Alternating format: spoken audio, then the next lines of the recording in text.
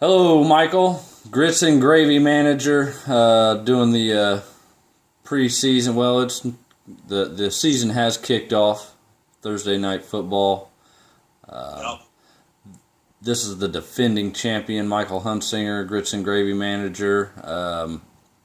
Right now, Michael, you started off this week. You're going a little slow. I think you're in the seat of playing catch up at this point. So how's off season treated you? Off season's it's been pretty well. It's got a nice trophy sitting in my living room, so that's nice. First hardware I've ever taken home, so I can't complain. Got my business degree, just got a new job, so the off season's been pretty fucking good to me. All right. Well, you looking to stamp your name on that bad boy twice? The end of this season? Goddamn right I am. Hey, I can't help to notice, but all the maize and blue over there. I'm liking this whole interview, and it just got started. Let's does that look good? Look good? It looks perfect. I I don't think I've ever seen a better bow tie. I know, right? That's pretty amazing. There we go. All right. Wide lens for my fat ass. Retarded. Hey, check it out. You know how this goes. We'd like to get you on here and ask you a couple questions and see how it goes. And I think this is your first interview ever. You've been in this league for 3-4 years now, and all of a sudden this is the first time you've ever had an interview. So it's kind of exciting, fresh new face. Hold on. There we go. All right. You ready to do this? Ready. I'm ready. So there we go. I'm ready. All right. Now, seeing as you're behind, I can't remember the score right now, but it's like 27-19, I want to say. Right. Okay. Right. Gronkowski came out Thursday night, had a huge showing, pulled in 4 touchdowns. 3. 3? He hauled in 3, and he had like 94 yards, I think. Oh, okay. I thought he had one right there at the end of the game. No, he almost had that 4th where he almost recovered it in the end zone, but he fell up a couple yards short that he was down by contact. Oh, okay. Either way, it's only about an 8-point game right now. Well, either way, he scored 27 points on a projection of only 11, so he had a pretty damn good game, and that wasn't for you. No. So, No. okay, so, and you had, go ahead. He's going to have those games. Right. So, I can't even be upset because it's not like an Austin Safarian Jenkins coming up with 27 points. It's fucking Rob Gronkowski. Right. So, I can't be too upset about it. Yeah, he had to have wasted a first round, early second round pick on him, so. Yeah, but the rest of his team's actually pretty good, though. I'm kind of worried. Let me bring it back up here. But, he's got some pretty good players, though. So. All right. So. A little bit worried. Roethlisberger got that last touchdown with 2 seconds to go in the game. Really saved my bacon there. So. A little junk time score never hurt anybody. That's right. That's right. What is and Roethlisberger's your quarterback? What's the score? He has all 19 of your points, or was it 18? Right, 19.04. Okay. All right. So the score as of right now is 27-19. Okay. Yeah. Roughly. All right. So let's just say you're behind a few points. That leads us into the first question. What guys are you looking forward to on your team to pulling you out of this rut? Who are your go-to guys? Well, obviously you got to look to the horses. I'm counting on Julio Jones to have a big day. They're playing Philadelphia, so hopefully Philadelphia and that up-tempo offense kind of get them into a shootout. So I'm hoping for big things from Julio Jones. I've been reading. Everybody knows what kind of talent he has, but listening to your Matthew Berry's, I think it was Matthew Berry actually said that he could have the best season ever for a wide receiver. I find that hard to believe. I don't think he's going to be able to, duplicate the season that Randy Moss had when he was with the Patriots. But you can expect big things from Julio Jones. C.J. Anderson, obviously, he came on strong at the end of the year last year. You could say that was kind of a home run pick for me, being a Broncos fan. Right. But, he came on strong, and I think I drafted 8th. So, at that point in the draft, he was the best player available, I felt. So, I had to pull the trigger on it. But with such a limited game selection, I don't know how he's going to do. And Baltimore's always known for a pretty stingy defense. So yeah. But then there's also counting on my bench defense to help me out a little bit, because he's playing Russell Wilson and was it Marshawn Lynch, I think. And I've got St. Louis's defense on my bench. Oh yeah, hey, that might be. Hopefully, St. Louis defense can shut them down and prevent them from scoring. So yeah.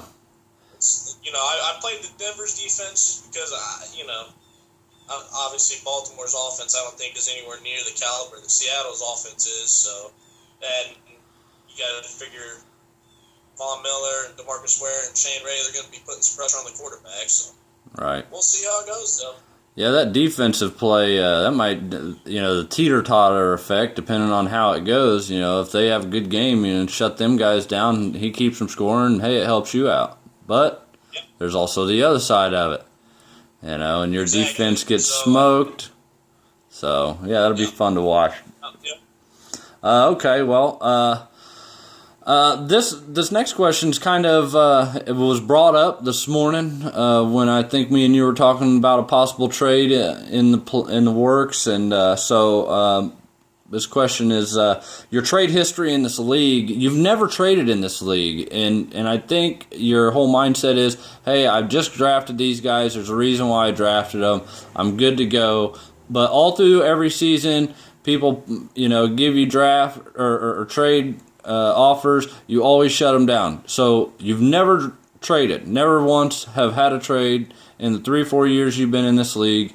Are you looking to open any trade routes this season? So, what's your plan with the trades?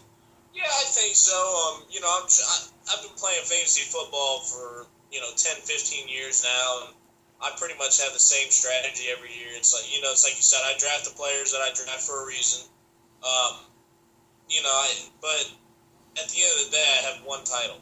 15 years of playing over how many leagues. Right. So, it might be time for me to, what I've been doing I'm usually like middle of the road, not the worst, but, nowhere near being the best. And it's usually the guys that are paying attention and making the moves that are right near the top. They're picking up those waiver wire sleepers or whatnot. Making trades. Exactly. That's the key to it, is finding value on somebody's bench, or even getting rid of some of your bench players for somebody else's. It's like you said, though, it's got to be balanced. But I'm looking to change my trade mentality and open up the trade borders here. Yeah, we can do that. Yeah, just kind of see what's out there. Maybe you'll find a diamond in the rough, and it'll make the difference. Yeah, and a lot of the. Can you still see me? Yeah, no, I can. Yep, there you go. Hold up. This is, where we at here? And you went off. There we are. There you are. Okay, and it's not just this league, it's any league that I'm in. I never do a whole lot of trading. I don't know. I think it's just because I look for the big trade, looking for the big namer. Right. That's mistake number one. The blockbuster trade, I think, is what we like to call it. Correct. Another problem that I have is I'm not very creative. So when you start talking about, what if I gave you this and this for this? I'm just kind of like, I'm not very creative, so I can't come up with shit like that on my own. I usually wait for other people to do the offering and then just reject them. Playing hard to get. I like that. Right. Oh, yeah. All right. Well, somebody send him a trade proposal. If not everybody, let's get some trade offers out there so we can pop the grits and gravy cherry Oh. All right. Here's the next question. How important to you coming into this season as the defending champ to open week 1 with a victory? I mean, you're going against Ryan. He's new to the league. He is a veteran to fantasy football. How important is it for you to say, hey, I'm the defending champ here.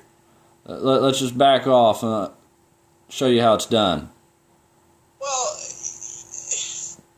it is because you want to set the tone early. But I mean, it's obviously not like real football where you keep the exact same team from year to year. So it's like, you're the best team from last year. You're going to start out as the favorite this year. It's new draft, new teams. I feel like I drafted pretty fucking well, though.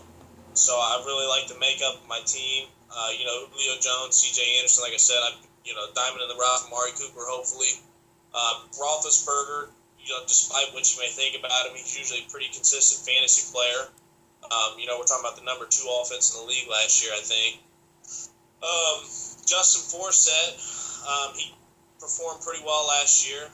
He's the number 1 back. So I feel like I drafted pretty well.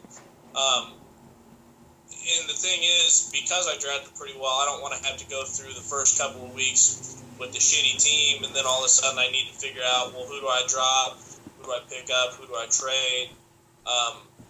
Because it's like you said, I drafted this team for a reason. So right. It's definitely important to set the tone. You don't want to get behind in this league because then it's that much harder to catch up. So it's pretty important to get that early win. All right. Well, good luck to you on that first win. I hope you get it.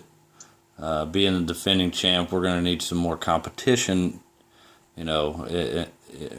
come later on in the season when me and a couple other guys are running away with it. I'd like to have you back up there. Actually, say that I stole the trophy fairly. Right. All right. Well, we got one more question for you, and that's if you had to guess, say this is the end of the season, you're not in it. You had an unfortunate season, couple injuries, what have you. You had to pick 4 teams in the playoffs. Who is your playoff teams? What's the picture looking like for the playoffs at the end of this season? I mean, obviously, I'm going to say myself because, I feel like I have the best team. Okay. And that's, over the course of the season, that's going to be yet to be seen. You and Jeff, you're there every year. You guys are usually the ones making all the moves, staying on top of the game, really doing your homework. And not to mention you guys, looking at your guys' teams, you drafted pretty well. So combine your good draft with your guys' homework that you do and all your trades and your waiver wires and shit. I'm pretty sure you guys are going to be there. And then the last one is kind of a toss-up between Ryan and Neil and Joe. I was kind of looking at their teams. There's a lot I like about each one of their teams. But, for example, like Neil's team, let me look at it here. He's got a lot of, he's got Romo and Bryant, DeAndre Hopkins. He's got a lot of good players that have a lot of fantasy value. But then you start looking at his running backs, and he's got Joseph Randle and Alfred Blue in the starting. Right. It's like, I don't know how well they're going to do, and they might just come out and be duds, and then your whole, it's screwed. Yeah. What's Alfred gonna do when when Foster comes back here in a couple weeks? Right.